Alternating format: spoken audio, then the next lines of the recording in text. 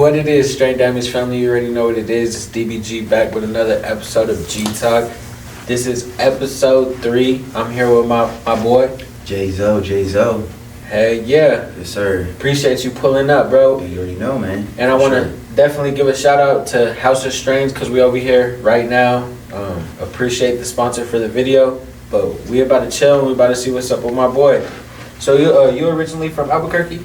Originally from Albuquerque, yes, sir. Yes, sir. Hell yeah, most definitely, bro. Man. Long time, 35 years young, man. Hell yeah. In a minute. Gang shit, bro. How long you been doing music? Man, since I was 14, 15, so you have to say about 20 years now, close to, man. It's been a minute. It's been a long time, man. Yeah, putting in work, bro. You could definitely tell, bro. All those tracks are hits. You could tell that you're just going crazy. You originally start with hip hop. I know that you got some different shit going on right now. Not too much just like rap, but a lot of other shit going on too. So yeah, not just the rap, the Afro beats like you was touching on. That's kind of what I've been focused on. I like just like that vibe that it's bringing out. You know, the hip hop like we was touching on earlier. It's kind of like it takes a lot out of you, and then not making hip hop in a long time, man. It's like making that video, my most recent project, Humble Spirit Freestyle. Like, man, that was an emotional project. Like, it was a very deep one, man. It brought a lot out of me. And like shooting that video, like I was saying, I had that song. I've been sitting on that song for about a year, bro. So it took a lot of time for me to get the visuals right, but just bringing that out, it took a lot out of me, bro, just to shoot a hip hop visual after not doing hip hop in a minute. Honestly, it came out phenomenal too.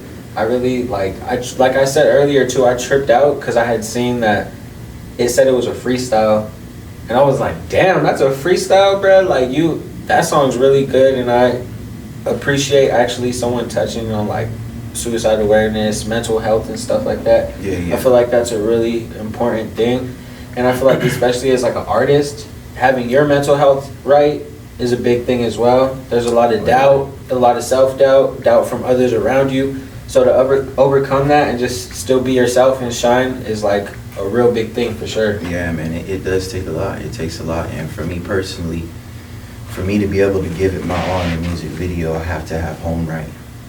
If home's not right, my responsibilities are not right, I can't really create and focus on my projects like I want to, you know.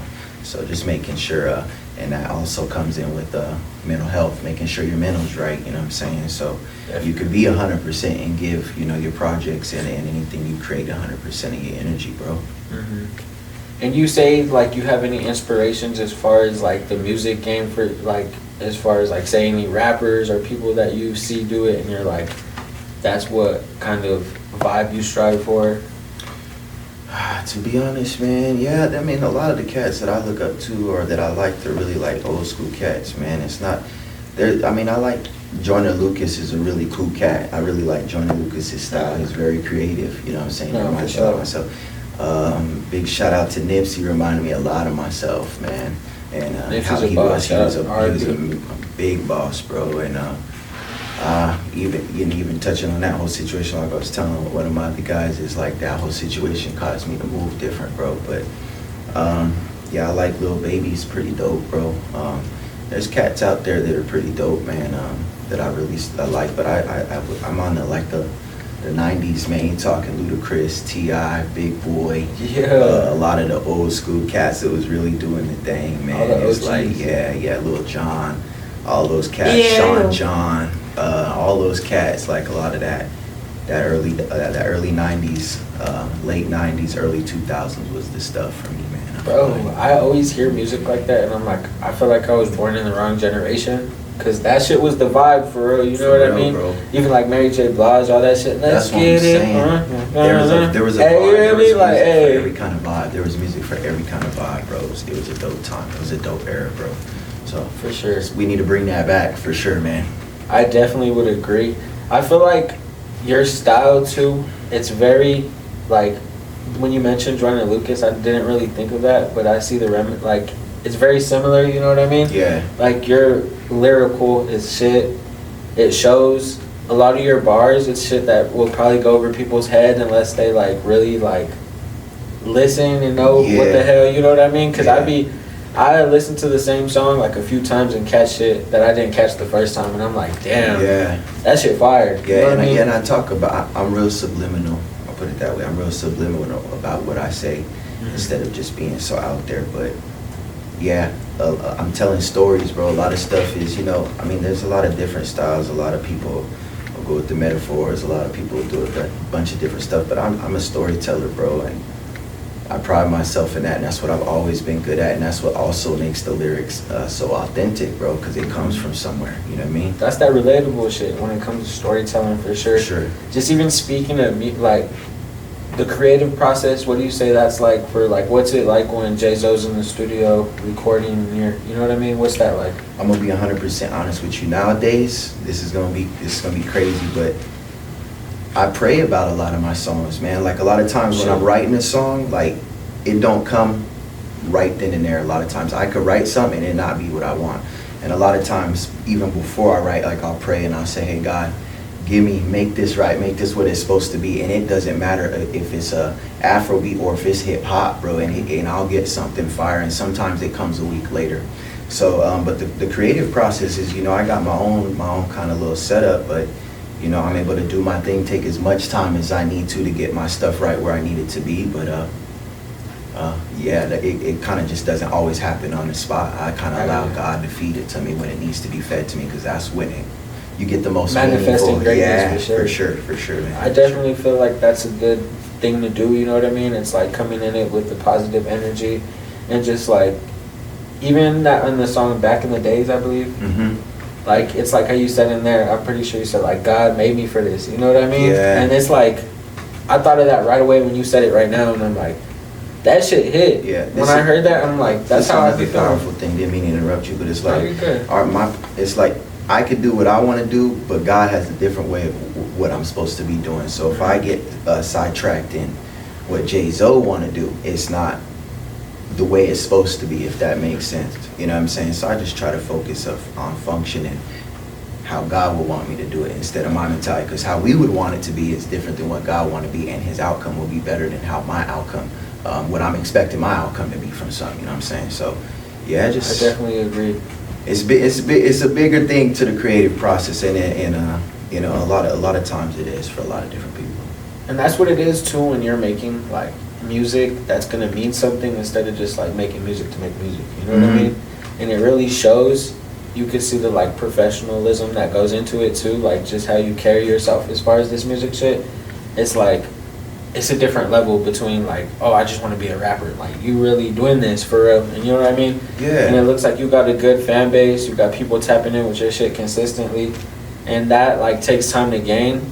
And especially here in the 505, a lot of people don't like to show love or give people their flowers, because like you said, there's a lot. I heard it in one of the lyrics, like a lot of people want to be king of the city here. You know what I mean? A lot of people want to be king of the city, you know how it is. But I mean, I guess going through that has allowed me, we're really good at adapting. So, you know, I've been able to adapt and, again, allow my creator to help me be the better version of what I need to be to get through whatever.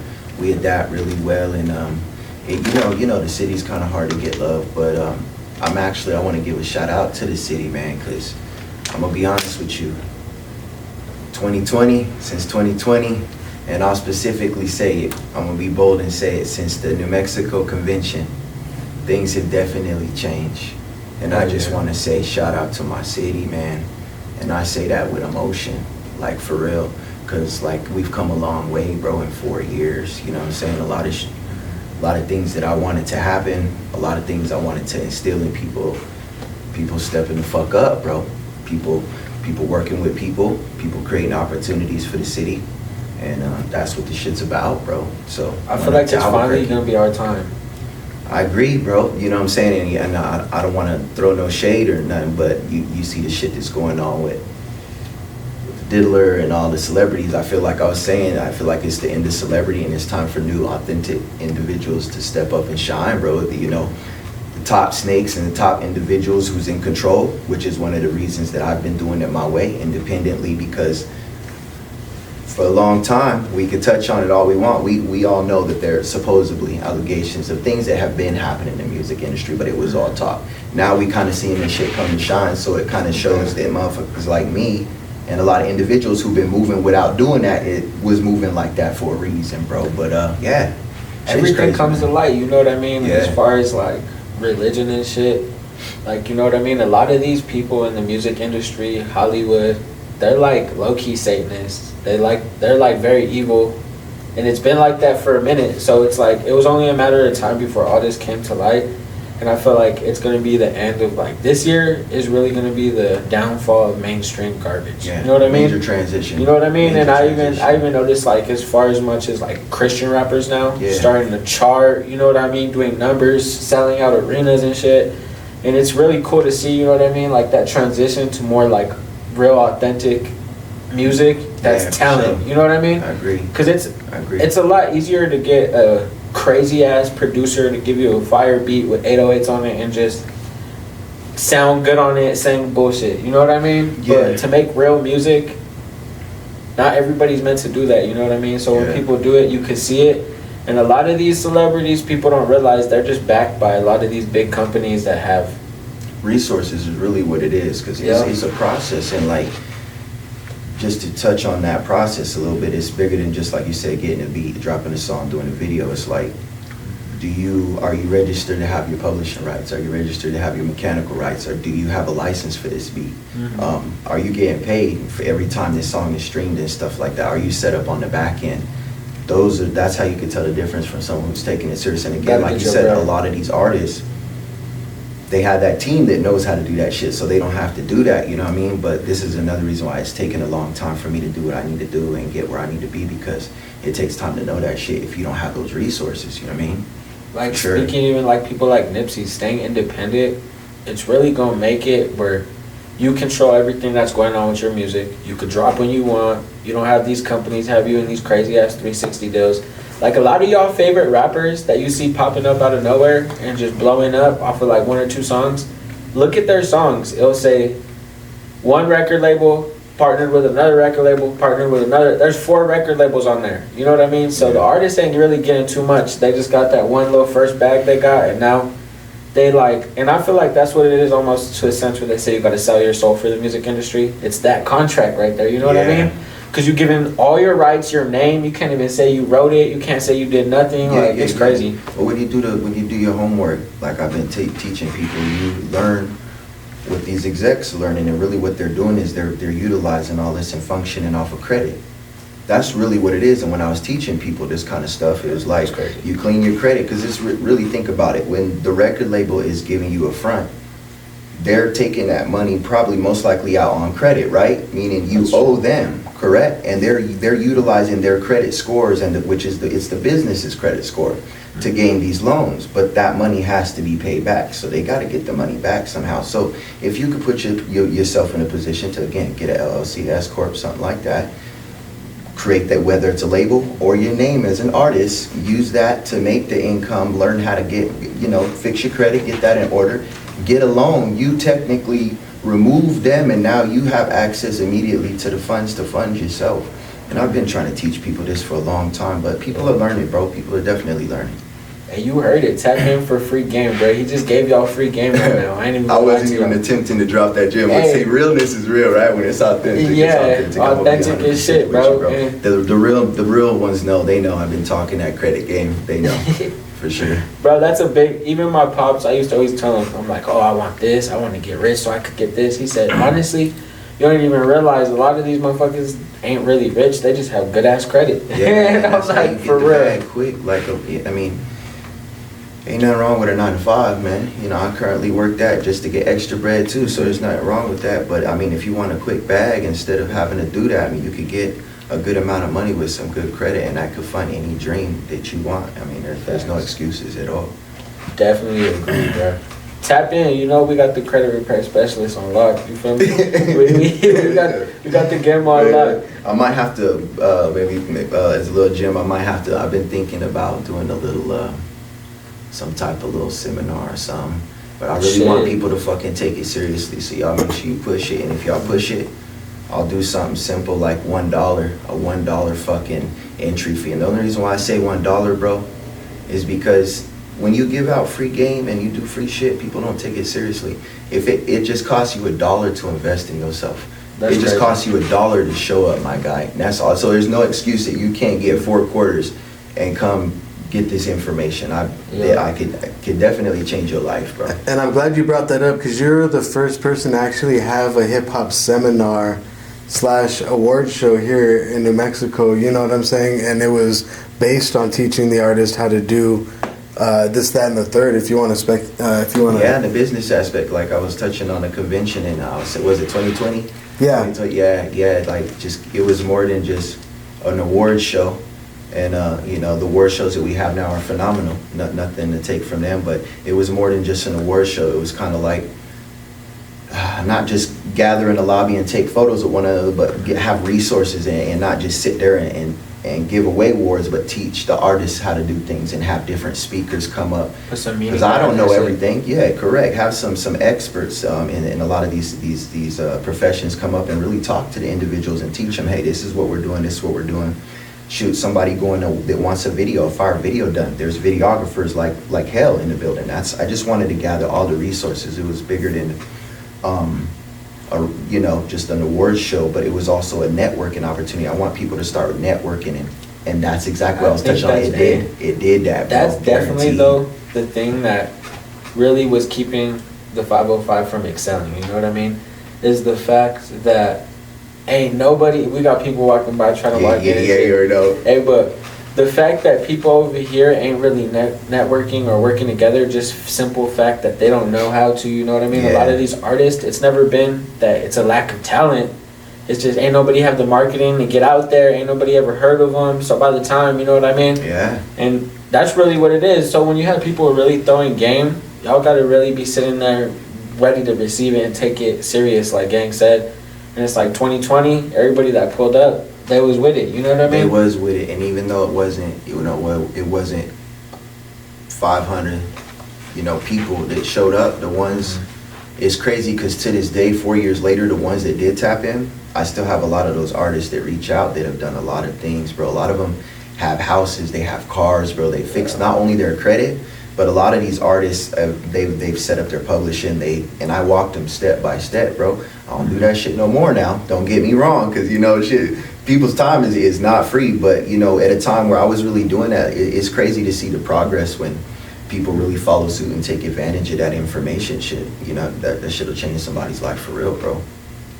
Hell yeah, bro. That's always love when people are willing to give game, for sure. And just speaking of all this shit, J-Zo, that's who you are. How did you come up with that name?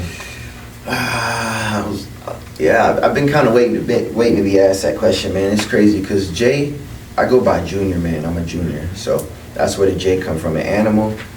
I'm gonna be honest with you. My dad my pops is an animal, bro. He's a retired Marine, Vietnam vet, and my life wasn't pretty, bro. So I would consider the whole definition of my father is an animal, but his legacy, I feel like, wasn't the best since I have the same name as him. I'm not him. I'm much better than him, especially because of what I went through, domestic violence, being taken away as a kid. It was my goal to be a better man than him. You know what I'm saying? So I'm junior, but I'm the junior animal, especially regarding what I went through and stuff like that. So that's where J-Zo comes into. It was pretty dope coming up with that name too, the day I came up with that. When did you come up with your name? Like, how long have you been going by J-Zo? I would probably have to say since like 2016, 2017, bro. For those that really, really know me, I used to go by SCJ, which is my initials, Sidney Clayton Jr. But then that's what I was like, someone was like, hey, that's dope, but you need to come up with something different. And I was like, okay, really? And they're like, yeah, come up with something that you want to stick forever. Something meaningful, though. Don't just come up with something. J-Zo hard. Yeah. I was like, when I came up with J-Zo, and the reason Zo is also short for animal. That's another reason why I chose Zo, because Zo is short for animal, or zoo as well. So in different languages. So I was like, damn, I did a little research before I came up with that name. You know what I'm saying? Yeah. And I was like, junior animal, not. I gotta be better than my dad. I'm not him, but I'm the junior version of him. You know what I'm saying? So for sure. Hell yeah, bro. And as far as like the music, I know you've been doing the Afro beats and shit now. You hoping to be able to take that out of the country at any time, like start performing in other countries and shit? Definitely, that's the whole reason. Like when I first started tapping into that, big shout out to my boys, Billionaire Boy Mafia, and my boy Ryan Donnell, aka Bad Man, man. Hell yeah. Yeah, for sure. I had made one song, my first song that I had really pushed. I think it was My All from Afro DNA, and when I first showed him that song, he was like, "Bro, this is this gonna take you places. Like you do your other stuff. I know hip hop is dope." He said, "What you do," but he said, "This right here is really gonna take you places." And he wasn't the only person that told me that. And he was like, "We could do some island stuff." So that was the first time I was like, boats, islands, Caribbean. You know how that goes. So, but yeah, bro, yeah, for sure. I would like to really go and do some out of the country performances. Passport ready, my guy. Passport ready. Be over there turning up in Jamaica, man. Yeah, for sure, man, for sure. Hell yeah, bro. Speaking of performances, like you have any performances that you've done recently or coming up, or anything that the fans of yours should be on the lookout for? I know they're paying attention to the drops and stuff, but to be honest with you, man, I'm focused on rebuilding the catalog right now and just making sure when I come back and I'm ready to perform, God's got me ready. I'm where I need to be at. And right now, I'm really not focused on going out to a lot of the local events and performing and doing that. I'm kind of just structuring my mindset. I'm structuring who I am as an artist, what my sound is, and when I go out and do this, it's what God wants me to do, and it's on that time. You know what I mean? And because it's all mental. A lot of artists know it takes a lot when you're committing to do a show, and it takes a lot when you're getting involved with anybody. You know, the music industry, you got to have rough skin because it's a gamble, you know, with anybody you're working with. So you can have expectations of someone give you opportunity to do a show, and then that show not fall through and you lose money. So it's a gamble, bro. This game is an investment, you feel me? So, and a lot of times people can make excuses all they want, but if you can't prove nothing, I mean, it's really just a gamble. You live and you learn, and you look for more opportunities, you know what I'm saying? Definitely. Gotta take risk, you know what I mean? Sure, risk takers. That's really that's the ones that thrive in the end of the day. That's right. If you no risk, no reward, right? Definitely agree. For sure. Yeah, bro. We appreciate you pulling up. It was definitely cool as hell. You have anybody that you want to give a certain shout out to or anything like that? Shoot, shout out God first most, my wifey number 2. I'm getting married next week on Saturday. Congrats, shit, bro. Congrats. Yeah, man, that's a big shout out to my wifey. How long wifey. y'all been together? A little over 13 years now under our belt, man. And it hasn't always been good, man. I mean, I could touch a little bit on that. Just tell anybody out there, because you know, being in the music industry, bro, it's kind of hard to do that and have somebody who's loyal, number 1, who can communicate to you, number 2, and who can tolerate your shit and tolerate the shit that comes with what you're trying to do, like the music, you know, being at the studio, I have it at my house, so it's easier for me, but it takes a lot of time going and networking with people, being in the studio. If you don't have it, that should take time. All the events, all the concerts, and not just adding the girls that throw themselves at you and all that other kind of stuff. So really it takes trust, loyalty, communication. So big shout out to my lady, and make sure you got a lady out there that hold your shit down while you doing, you know, what you're doing. It's important to show love.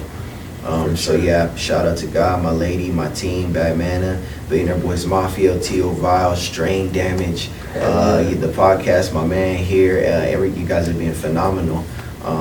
Just big shout out to everybody who been supporting, man. Definitely love y'all, man, for sure. All right, so I know you said you was gonna start building the catalog up a little more. Should we expect more of that hip hop, that rap shit, or that like Afrobeat? Both, man, to be honest with you. Mix. Yeah, as a little teaser, I'm working on a project, another EP right now with some of the city's underdogs, some people who've, you know, put in the work, grind, and I feel like are very talented, you know, and it's gonna be a really dope project. I've kind of shown a little bit of the album artwork. It's called Outcast. Outcast? Yeah, Outcast. It's gonna be a really dope project, like I said, featuring some really dope artists in the city, man. And it's gonna bring some receipts on that. Very lyrical, as you always know I am, but it's gonna be that hip hop. But like I tell you, that shit takes a lot. It takes a lot out of me. So It takes a lot in general just to, you know, because writing those kind of lyrics, bro, it really takes you to a different place. You have to think about something, either a hard time or something negative to say, rather than, as like I said, the Afrobeats, we gonna still keep doing that, because that's, I love the way that shit make me feel. I'm gonna be honest with you. Bro, that shit make me think of the club. Right when I hear it, I think of like Miami over there on the like. Bro, that's what I'm saying. Hey, yeah, yes sir, yes sir. My kids love it. Anybody that should, it's like a uplifting music, and that's kind of just where my spirit's at right now, bro. Hell yeah. Which is why I'm kind of taking a pause from the hip hop, but definitely expect the hip hop still. Early next year, 2025, Outcast, definitely. Hey, so we're gonna be on the lookout. Make sure you guys are on the lookout too. Go check out the boys' music. Say if anybody right now is new and they want to go check out Jay-Zo, what track do you think they should start at? Oh, sheesh. I know that's kind of hard because you got a lot of songs, but damn, man. Yeah, I would say I'll give them 3. Pick what you want. okay. Check out the EP, which is some older stuff. Start with Small Circle. Okay. Off of The Outbreak. I released that before the pandemic. Yeah. I would have to say Tunnel Vision. Okay. Featuring Jay Rolo and Battlefield. Go check out Battlefield. We'll do those as hip hop. Hell yeah. And then as far as the Afrobeat, shoot, go check out Stuck in My Ways. Stuck in My Ways are No Rush. Go vibe with your lady on No Rush. Hey, Yes, No sir. Rush, Stuck No in My Rush. Ways, and I'm gonna add a little bonus track that I fuck with back in the days. Oh yeah, that shit Feel go me? hard Go too, tap for in sure. with that. That shit hard. But I appreciate you pulling up, brother. It was definitely a pleasure. We look forward to seeing what you have in the future. We're gonna be shouting out Outcast when that drops. Y'all see it on our page. So tap in with that. That's just gonna go crazy. You might see them in another country too if you with our worldwide shit. Hey, you already know. You might see them over there. So show love. Hey, you already know. Big shout out to y'all, Appreciate man. you, Appreciate brother. y'all. Great Hell hospitality. yeah. One love, man. Appreciate you. Yeah, gang. Make sure you guys like, comment, subscribe, and let me know who you guys want to see next. G Talk, we out. Peace.